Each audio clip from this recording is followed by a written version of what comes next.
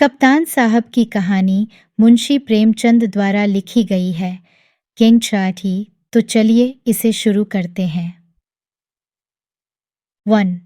जगत सिंह को स्कूल जान कुनैन खाने या मछली का तेल पीने से कम अप्रिय न था। वह सैलानी आवारा घुमक्कड़ युवक था। कभी अमरूद के बागों की ओर निकल जाता और अमरूदों के साथ माली की गालियों बड़े शौक से खाता। कभी दरिया की सैर करता और मल्लाहों को डोंगियों में बैठकर उस पार के देहातों में निकल जाता। गालियों खाने में उसे मजा आता था। गालियों खाने का कोई अवसर वह हाथ से न जाने देता। सवार के घोड़े के पीछे ताली बजाना, एक को पीछे से पकड़कर अपनी ओर खींचना, बूढ़ों की चाल की नकल करना उसके मनोरंजन के विषय थे। आलसी काम तो नहीं करता, पर दुर्व्यसनों का दास होता है और दुर्व्यसन धन के बिना पूरे नहीं होते। जगत सिंह को जब अवसर मिलता घर से रुपये उड़ा ले जात। नकद न मिले तो बर्तन और कपड़े उठा ले जाने में भी उसे संकोच न होता था। घर में शीशियों और बोतलें थीं, वह सब उसने एक एक करके गुदड़ी बाजार पहुंचा दी। पुराने दिनों की कितनी चीजें घर में पड़ी थीं, उसके मारे एक भी न बची। इस कला में ऐसा दक्ष और निपुण था कि उसकी चतुराई और पटुता पर आश्चर्य होता था। एक बार बाहर ही बाहर केवल कार्निसों के सहारे अपने 2 मंजिला मकान की छत पर चढ़ गया और ऊपर ही से पीतल की एक बड़ी थाली लेकर उतर आया। घर वाले को आहट तक न मिली।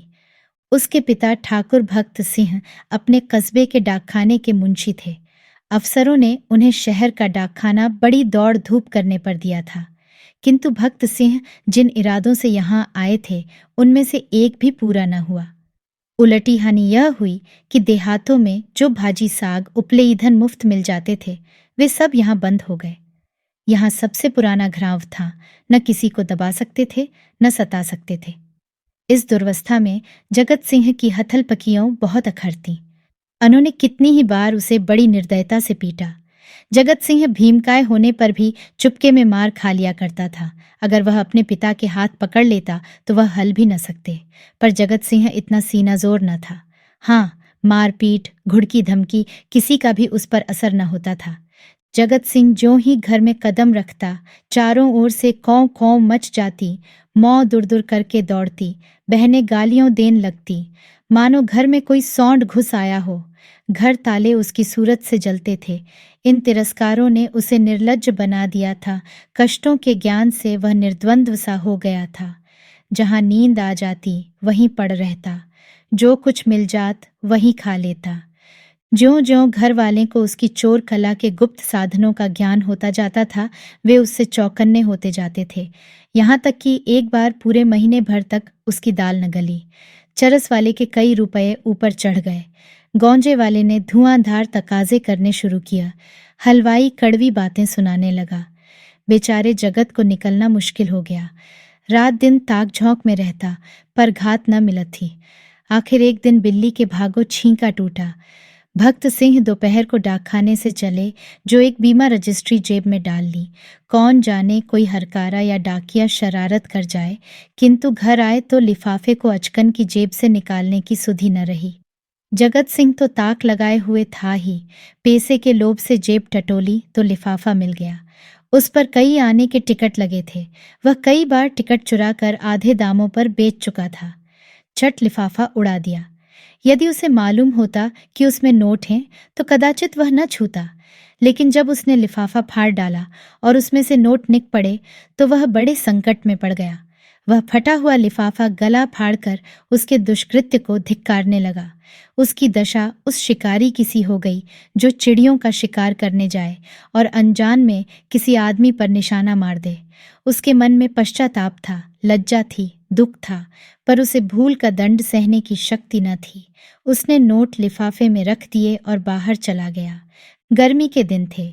दोपहर को सारा घर सो रहा था, पर जगत की आंखें में नींद न थी। आज उसकी बुरी तरह कुंदी होगी, इसमें संदेह न था। उसका घर पर रहना ठीक नहीं। 10-5 दिन के लिए उसे कहीं खिसक जाना चाहिए, तब तक लोगों का क्रोध शांत हो जाता। लेकिन कहीं दूर गए बिना काम न चलेगा। बस्ती में वह क्रोध दिन तक अज्ञातवास नहीं कर सकता। कोई न कोई जरूर ही उसका पता देगा और वह पकड़ लिया जाएगा। दूर जाने के लिए कुछ न कुछ खर्च तो पास होना ही चाहिए। क्यों न वह लिफाफे में से एक नोट निकाल ले। यह तो मालूम ही हो जाएगा कि उसी ने लिफाफा फाड़ा है। फिर एक नोट निकल लेने में क्या हानि है। दादा के पास रुपये तो है ही, झक मारकर दे देंगे। यह सोचकर उसने 10 रुपये का एक नोट उड़ा लिया। मगर उसी वक्त उसके मन में एक नई कल्पना का प्रादुर्भाव हुआ। अगर ये सब रुपये लेकर किसी दूसरे शहर में कोई दुकान खोल ले तो बड़ा मज़ा हो। फिर एक एक पैसे के लिए उसे क्यों किसी की चोरी करनी पड़े। कुछ दिनों में वह बहुत सा रुपया जमा करके घर आएगा तो लोग कितने चकित हो जाएंगे। उसने लिफाफे को फिर निकाला। उसमें कुल 200 रुपये के नोट थे। 200 में दूध की दुकान खूब चल सकती है। आखिर मुरारी की दुकान में 2-4 कढ़ाव और 2-4 पीतल के थालों के सिवा और क्या है। लेकिन कितने ठाठ से रहता है, रुपयों की चरस उड़ा देता है। एक एक दौव पर 10-10 रुपये रख देता है। नफा न होता तो वह ठाठ कहाँ से निभाता। इस आनंद कल्पना में वह इतना मग्न हुआ कि उसका मन उसके काबू से बाहर हो गया। जैसे प्रवाह में किसी के पांव उखड़ जाएं और वह लहरों में बह जाए। उसी दिन शाम को वह बंबई चल दिया। दूसरे ही दिन मुंशी भक्त सिंह पर गबन का मुकदमा दायर हो गया। 2 बंबई के किले के मैदान में बैंड बज रहा था और राजपूत रेजिमेंट के सजीले सुंदर जवान कवायद कर रहे थे।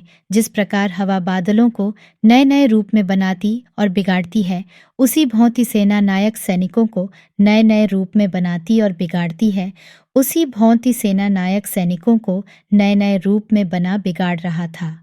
जब कवायद खत्म हो गई तो एक छरहरे डील का युवक नायक के सामने आकर खड़ा हो गया। नायक ने पूछा, क्या नाम है? सैनिक ने फौजी सलाम करके कहा, जगत सिंह। क्या चाहते हो? फौज में भर्ती कर लीजिए। मरने से तो नहीं डरते? बिल्कुल नहीं, राजपूत हूँ। बहुत कड़ी मेहनत करनी पड़ेगी। इसका भी डर नहीं, अदन जाना पड़ेगा। खुशी से जाऊंगा। कप्तान ने देखा बला का हाजिर जवाब, मन चला, हिम्मत का धनी जवान है, तुरंत फौज में भर्ती कर लिया। तीसरे दिन रेजिमेंट अदन को रवाना हुआ। मगर ज्यों-ज्यों जहाज आगे चलता था, जगत का दिल पीछे रह जाता था। जब तक जमीन का किनारा नजर आता रहा, वह जहाज के डेक पर खड़ा अनुरक्त नेत्रों से उसे देखता रहा। जब वह भूमि तट जल में विलीन हो गया तो उसने एक ठंडी सांस ली और मुंह ढोंप कर रोने लगा। आज जीवन में पहली बार उसे प्रियजनों की याद आई। वह छोटा सा कस्बा, वह गौंजे की दुकान, वह सैर सपाटे, वह सुहूद मित्रों के जमघट आंखों में फिरने लगे। कौन जाने फिर कभी उनसे भेंट होगी या नहीं। एक बार वह इतना बेचैन हुआ कि जी में आए, पानी में कूद पड़े। 3 जगत सिंह को अदन में रहते 3 महीने गुजर गए। भौंती भौंती की नवीनताओं ने कई दिन तक उसे मुग्ध किए रखा, लेकिन पुराने संस्कार फिर जागृत होने लगे।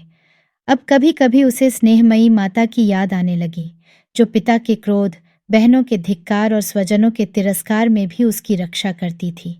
उसे वह दिन याद आया जब एक बार वह बीमार पड़ा था।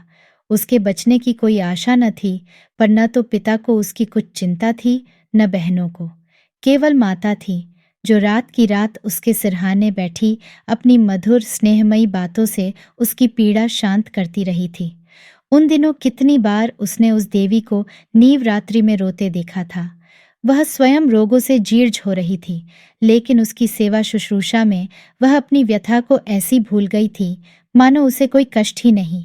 क्या उसे माता के दर्शन फिर होंगे? वह इसी क्षोभ और नैराश्य में समुद्र तट पर चला जाता और घंटों अनंत जल प्रवाह को देखा करता। कई दिनों से उसे घर पर एक पत्र भेजने की इच्छा हो रही थी, किंतु लज्जा और ग्लानि के कारण वह टालता जाता था।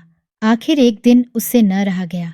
उसने पत्र लिखा और अपने अपराधों के लिए क्षमा मांग। पत्र आदि से अंत तक भक्ति से भरा हुआ था। अंत में उसने इन शब्दों में अपनी माता को आश्वासन दिया था, माताजी, मैंने बड़े बड़े उत्पात किए हैं। आप लोग मुझसे तंग आ गई थी। मैं उन सारी भूलों के लिए सच्चे हृदय से लज्जित हूँ और आपको विश्वास दिलाता हूँ कि जीता रहा तो कुछ न कुछ करके दिखाऊंगा। तब कदाचित आपको मुझे अपना पुत्र कहने में संकोच न होगा। मुझे आशीर्वाद दीजिए कि अपनी प्रतिज्ञा का पालन कर सकूं। यह पत्र लिखकर उसने डाकखाने में छोड़ा और उसी दिन से उत्तर की प्रतीक्षा करने लगा। किंतु 1 महीना गुजर गया और कोई जवाब न आया। आस्का जी घबराने लगा। जवाब क्यों नहीं आता? कहीं माताजी बीमार तो नहीं है? शायद दादा ने क्रोधवश जवाब न लिखा होगा। कोई और विपत्ति तो नहीं आ पड़ी? कैंप में एक वृक्ष के नीचे कुछ सिपाहियों ने शालिग्राम की एक मूर्ति रख छोड़ी थी। कुछ श्रद्धालु सैनिक रोज उस प्रतिमा पर जल चढ़ाया करते थे। जगत सिंह उनकी हंसी उड़ाया करता, पर आप वह विक्षिप्तों की भौंती प्रतिमा के सम्मुख जाकर बड़ी देर तक मस्तक झुकाए बैठा रहा। वह इसी ध्यानावस्था में बैठा था कि किसी ने उसका नाम लेकर पुकार। यह दफ्तर का चपरासी था और उसके नाम की चिट्ठी लेकर आया था। जगत सिंह ने पत्र हाथ में लिया तो उसकी सारी देह कांप उठी। ईश्वर की स्तुति करके उसने लिफाफा खोला और पत्र पढ़ा। लिखा था, तुम्हारे दादा को गबन के अभियोग में 5 वर्ष की सजा हो गई। तुम्हारी माता इस शोक में मरणासन्न है। छुट्टी मिले तो घर चले आओ। जगत सिंह ने उसी वक्त कप्तान के पास जाकर कहा, हुजूर, मेरी मौं बीमार है, मुझे छुट्टी दे दीजिए।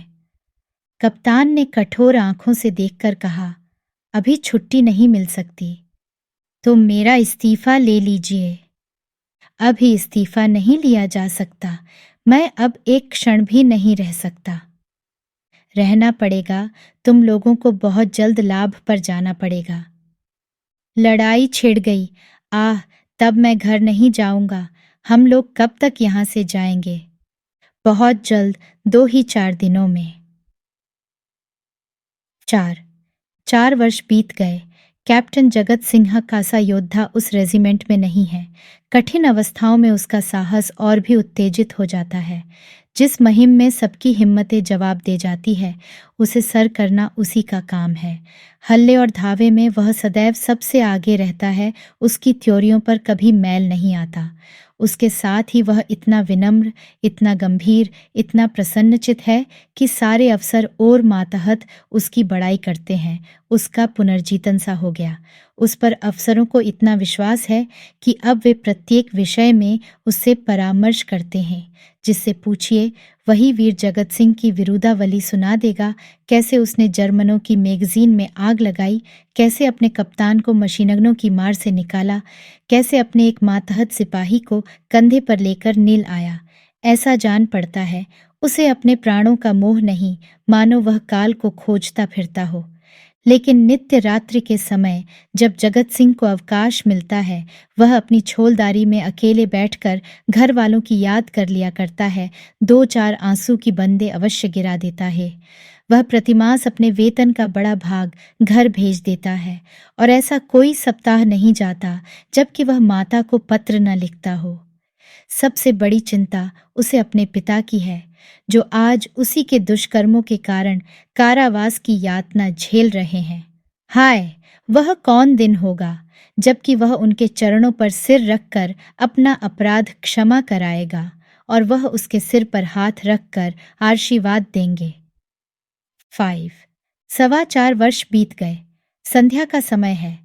नैनी जेल के द्वार पर भीड़ लगी हुई है। कितने ही कैदियों की मियाद पूरी हो गई है। उन्हें लिवा जाने के लिए उनके घर वाले आए हुए हैं, किंतु बूढ़ा भक्त सिंह अपनी अंधेरी कोठरी में सिर झुकाए उदास बैठा हुआ है। उसकी कमर झुककर कमान हो गई है। देह अस्थि पंजर मात्र रह गई है। ऐसा जान पड़ता है किसी चतुर शिल्पी ने एक अकाल पीड़ित मनुष्य की मूर्ति बनाकर रख दी है। उसकी भी मियाद पूरी हो गई है, लेकिन उसके घर से कोई नहीं आया। आए कौन? आने वाल था ही कौन? एक बूढ़ किंतु हृष्ट-पुष्ट कैदी ने आकर उसका कंधा हिलाया और बोला, कहो भगत, कोई घर से आया? भक्त सिंह ने कंपित कंठ स्वर से कहा, घर पर है ही कौन? घर तो चलोगे ही। मेरे घर कहाँ है? तो क्या यही पड़े रहोगे? अगर ये लोग निकाल न देंगे तो यहीं पड़ा रहूंगा। आज 4 साल के बाद भगत सिंह को अपने प्रताड़ित निर्वासित पुत्र की याद आ रही थी, जिसके कारण जीतन का सर्वनाश हो गया, आबरू मिट गई, घर बर्बाद हो गया। उसकी स्मृति भी असह्य थी। किंतु आज नैराश्य और दुख के अथाह सागर में डूबते हुए उन्होंने उसी तिनके का सहार लिया। न जाने उस बेचारे की क्या दशा हुई। लाख बुरा है तो भी अपना लड़का है, खानदान की निशानी तो है। मरूंगा तो 4 आंसू तो बहाएगा, 2 चिल्लू पानी तो देगा। हाय, मैंने उसके साथ कभी प्रेम का व्यवहार नहीं किया। जरा भी शरारत करता तो यमदूत की भौंती उसकी गर्दन पर सवार हो जाता। एक बार रसोई में बिना पैर धोए चले जाने के दंड में मैंने उसे उलटा लटका दिया था। कितनी बार केवल जोर से बोलने पर मैंने उस वमाचे लगाए थे। पुत्र सा रत्न पाकर मैंने उसका आदर न किया, उसी का दंड है। जहां प्रेम का बंधन शिथिल हो वहां परिवार की रक्षा कैसे हो सकती है। 6 सबेरा हुआ, आशा की सूर्य निकला। आज उसकी रश्मियां कितनी कोमल और मधुर थीं। वायु कितनी सुखद, आकाश कितना मनोहर, वृक्ष कितने हरे भरे, पक्षियों का कलरव कितना मीठा। सारी प्रकृति आश के रंग में रंगी हुई थी। पर भक्त सिंह के लिए चारों ओर धरे अंधकार था। जेल का अफसर आया। कैदी एक पंक्ति में खड़े हुए। अफसर एक एक का नाम लेकर रिहाई का परवाना देने लगा। कैदियों के चेहरे आशा से प्रफुल्लित थे। जिसका नाम आता वह खुश खुश अफसर के पास जात, परवाना लेता, झुककर सलाम करता और तब अपने विपत्ति काल के संगियों से गले मिलकर बाहर निकल जाता। उसके घर वाले दौड़कर उससे लिपट जाते। कोई पैसे लुटा रहा था, कहीं मिठाइयाँ बांटी जा रही थीं, कहीं जेल के कर्मचारियों को इनाम दिया जा रहा था। आज नरक के पुतले विनम्रता के देवता बने हुए थे। अंत में भक्त सिंह का नाम आया। वह सिर झुकाए आहिस्ता आहिस्ता जेलर के पास गए और उदासीन भाव से परवाना लेकर जेल के द्वार की ओर चले, मानो सामने कोई समुद्र लहरें मार रहा है। द्वार से बाहर निकलकर वह जमीन पर बैठ गए। कहाँ जाए? सहसा उन्होंने एक सैनिक अफसर को घोड़े पर सवार जेल की ओर आते देखा। उसकी देह पर खाकी वर्दी थी, सिर पर कारचोबी साफा, अजीब शान से घोड़े पर बैठा हुआ था। उसके पीछे पीछे एक फिटन आ रही थी। जेल के सिपाहियों ने अफसर को देखते ही बंदूकें संभाली और लाइन में खड़े हाकर सलाम किया। भक्त सिंह ने मन में कहा, एक भाग्यवान वह है जिसके लिए फिटन आ रही है और एक अभागा मैं हूं जिसका कहीं ठिकाना नहीं। फौजी अफसर ने इधर उधर देखा और घोड़े से उतरकर सीधे भक्त सिंह के सामने आकर खड़ा हो गया। भक्त सिंह ने उसे ध्यान से देखा और तब चौंक कर उठ खड़े हुए और बोले, अरे बेटा जगत सिंह। जगत सिंह रोता हुआ उनके पैरों पर गिर पड़ा।